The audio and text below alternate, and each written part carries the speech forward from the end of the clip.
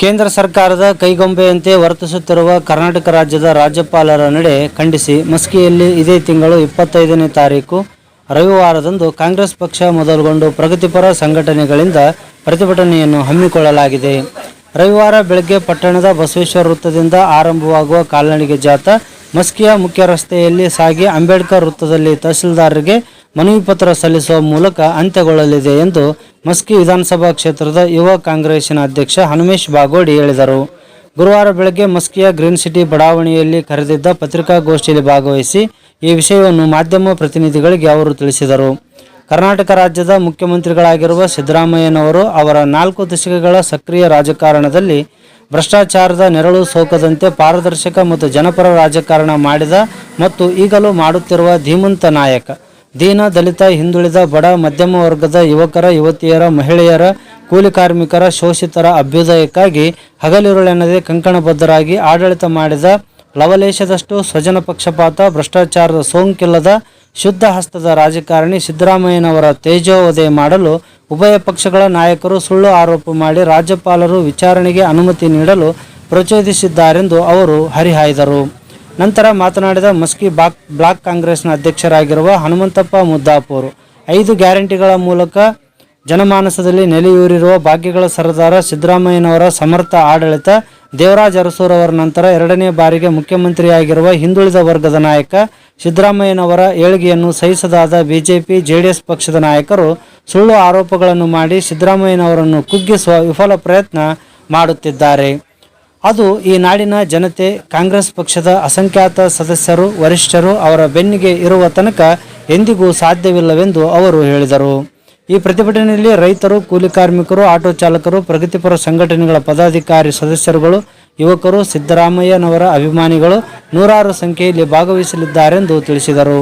ತರುವಾಯ ಕೆಪಿಸಿಸಿ ಸದಸ್ಯ ಸಿದ್ದನಗೌಡ ಮಾಟೂರು, ಭೂ ನ್ಯಾಯ ಮಂಡಳಿಯ ಸದಸ್ಯ ಮಹಾಂತೇಶ್ ಜಾಲವಾಡಗಿ, ಸೇವಾದಳದ ಅಧ್ಯಕ್ಷ ನಾಗಭೂಷಣ್ ಪ್ರತಿಭಟನೆಯ ಬಗ್ಗೆ ವಿವರಿಸಿದರು.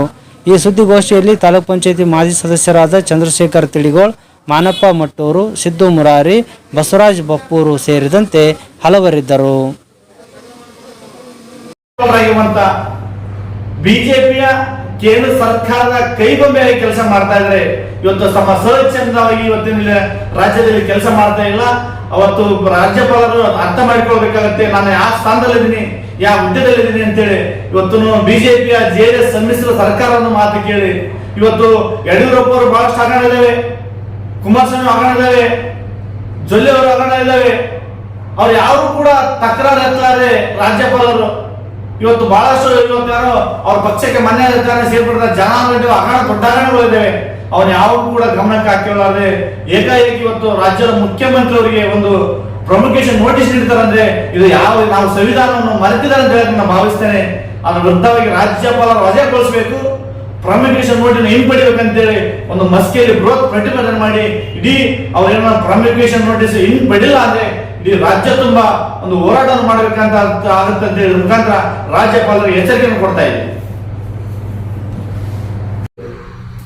25ನೇ ತಾರೀಕಿನ ಒಂದು ಬೃಹತ್ ರ್ಯಾಲಿಯನ್ನು ಇವತ್ತು ಸಿದ್ದರಾಮಯ್ಯ ವಿರುದ್ಧವಾಗಿ ರಾಜ್ಯಪಾಲರು ಹೇಳಿಕೆ ಕೊಟ್ಟು ಅವರು ಮನಸ್ಥಿತಿಯನ್ನು ರಾಜ್ಯದ ಸಿಎಂ ಆಗಿ ಇವತ್ತು ಯಾವುದೇ ಕಪ್ಪು ಚಿಕ್ಕಿರಲಾರ್ದ ಇವತ್ತು ಆಳಿದಂಥ ಅವರಿಗೆ ಇವತ್ತು ಯಾವುದೇ ರೀತಿಯಿಂದ ಇವತ್ತು JDS BJP ಒಂದು ಕುತಂತ್ರದಿಂದ ಇವತ್ತು ರಾಜ್ಯದ ಮುಖ್ಯಮಂತ್ರಿ ಕಳಂಕ ಒಂದು ಎಬ್ಬಿಸಿರುವುದರಿಂದ ಅದೇ ಥರ ಇವತ್ತು ಅವರ ವಿರುದ್ಧವಾಗಿ ರಾಜ್ಯಪಾಲರ ವಿರುದ್ಧವಾಗಿ ಇವತ್ತು ನಾವು 2024/8/25ನೇ ತಾರೀಕಿದಂದು ಇವತ್ತು ಆವತ್ತಿನ ದಿವಸ ಇವತ್ತು ಇಡೀ ನಮ್ಮ ವಿಧಾನಸಭಾ ಕ್ಷೇತ್ರದ ಮಸ್ಕಿ ವಿಧಾನಸಭಾ ಕ್ಷೇತ್ರದ ಎಲ್ಲ ಪ್ರಗತಿಪರ ಚಿಂತಕರು, ಆಮೇಲೆ ಕರ್ನಾಟಕ ರಕ್ಷಣಾ ವೇದಿಕೆಗಳು ಮತ್ತು ಆಟೋ ರಿಕ್ಷಾ ಚಾಲಕರು, ಇವತ್ತು ಎಲ್ಲ ಜನಪ್ರತಿನಿಧಿಗಳು, ಇವತ್ತು ಎಲ್ಲ ಬಡವ ರೈತರು ಇವತ್ತು ಸರ್ಕಾರದ ಇವತ್ತು ಏನು ವಿರುದ್ಧವಾಗಿ ಇವತ್ತು ರಾಜ್ಯಪಾಲರು ಒಂದು ತಿರುಗಿ ಬಿದ್ದು ಇವತ್ತು ಬಿಜೆಪಿ ಕೈಗೊಂಬಾಗಿರ್ತಾರೆ.